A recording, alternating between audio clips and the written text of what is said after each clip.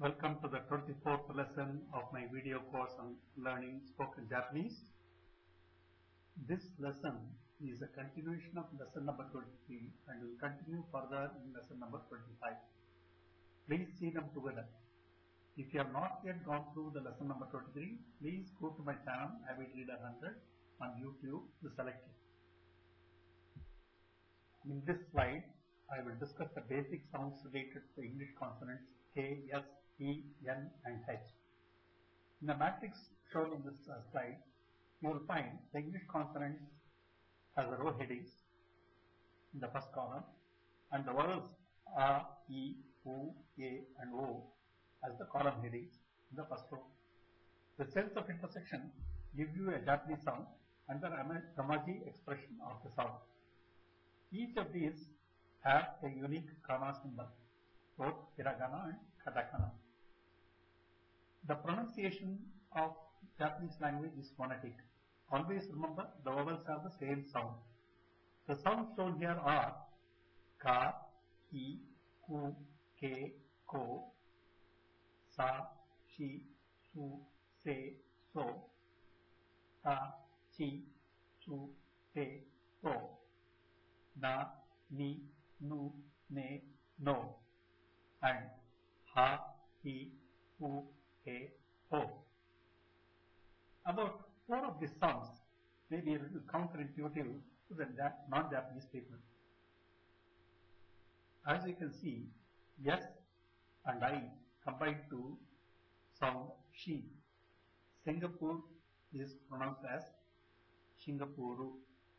P and I combine to sound as chi, not EI but as CHI. Argentina is pronounced as Argentin. Similarly, P plus U is not tu but su. Example is tsunami. Going further, H plus U is not who but who. Finland is pronounced as Finlando. Don't think the way Japanese pronounce these as crazy. We are trying to pick an English consonant series to substitute Japanese sounds. While the structure we followed represented many of the sounds closely, there are some sounds for which an alternate Romaji expression gives the nearest sound. Hence, we are substituting them with a different Romaji spelling. That's the way it is. So, when you need to transliterate SI, TI, TU and HU, remember Japanese will pronounce them as shi, chi, su and fu and substitute the Romaji accordingly. In verb conjugation, a topic that we will see from lesson number 26 onward, you will find this understanding of chi, chi and su as expressions of SI, TI and TU will come in handy. In Romaji, you can treat them as if they had SI, TI and TU and apply the standard conjugation rules.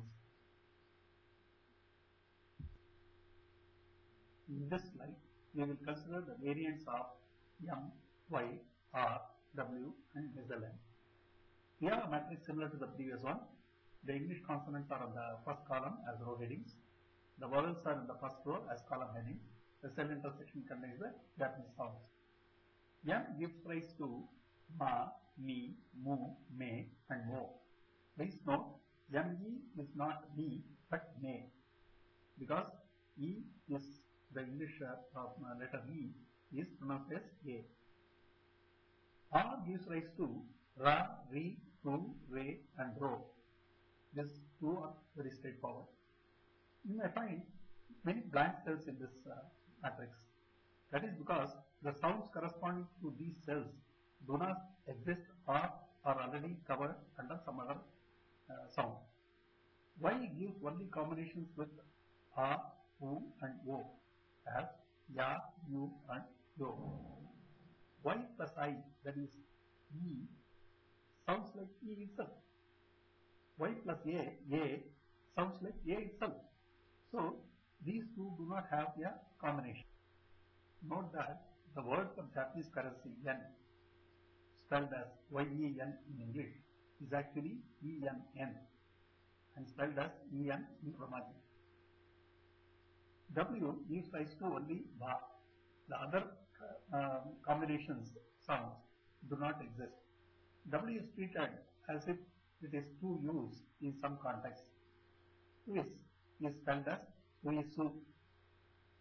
Sweden is spelled as Sweden. O sounds like O anyway, and so there is no change. The nasal sounding N has no combination at all.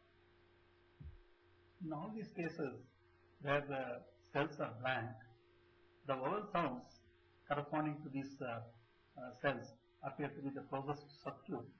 So in transliteration, we will not use YI, YE, WI, WU, WE and WO.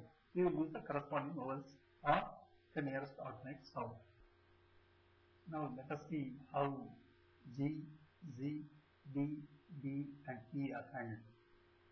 These are seen as hard variants of the soft consonants A, S, T and H.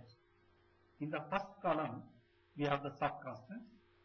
In the last column, we have the corresponding hard consonants. K corresponds to G, S corresponds to Z, T corresponds to D and H corresponds to D. In between, we have another column where I have placed the English consonant D. This is seen as having a sound between H and D. Please remember, we are expressing Japanese sounds using English consonants and vowels. We do not have just K and G in Japanese, but we have ka, ki, ku, ke, ko and ga, gi, gu, ge, go. The kana symbols for the hard sound has a diacritical mark added to the corresponding symbol of the soft sound. That's all. In the case of the combinations G, Z, D and D, the diacritical mark looks like a backward sloping double quote, something like an opening quote. In the case of the combination of P, the diacritical mark looks like a small circle similar to the symbolic expression for degree, as in degree centigrade, etc. In this slide, let us consider the sounds of hard consonants.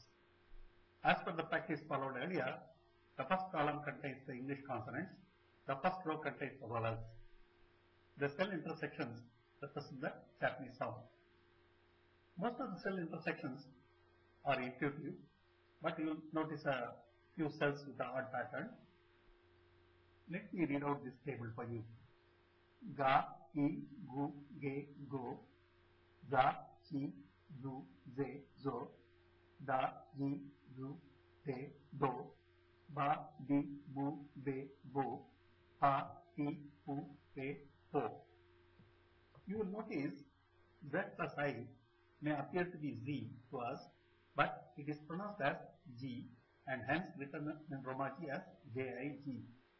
Example of a transliteration for this would be New Zealand, which stands for New Zealand. Though we had ZE in the English name, is pronounced along with that letter A as ZEAZ, and this sounds like G. The other odd patterns are with English consonant D. D plus I is also pronounced as G. Radio is transliterated as regio. Likewise, D plus U is not do but zoo. One thing to remember here, though the Romaji expression for both Z plus I and D plus E are G, the two G's have different kana symbols. They are derived from the corresponding soft consonant related symbols. Similarly, though Z plus U and D plus U are both zoo, the two zoos have different kana symbols as derived from the corresponding soft variants. That brings us to the end of lesson number 24. However, the lessons 23, 24 and 25 are to be seen together. Please go to lesson number 25 for the continuation of this lesson. You can visit my channel avidreader100 to find lesson number 25 if you don't find it already in this page.